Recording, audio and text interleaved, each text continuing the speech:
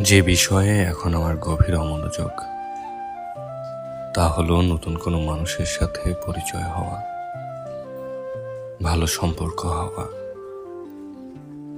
জীবনে চলার পথে অনেক মানুষের সাথে পরিচয় হয়েছে, আবার কিভাবে যেন তাদের সাথে সম্পর্কটা অপরিচিতদের মতো হয়ে গেছে।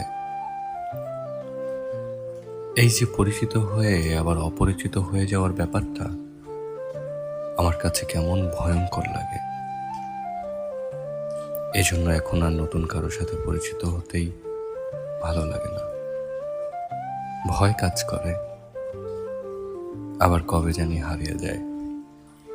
তাই মনে হয় পরিচিত হয়ে আবার অপরিচিত হওয়ার চেয়ে ভালো কখনো পরিচয়টাই না হোক।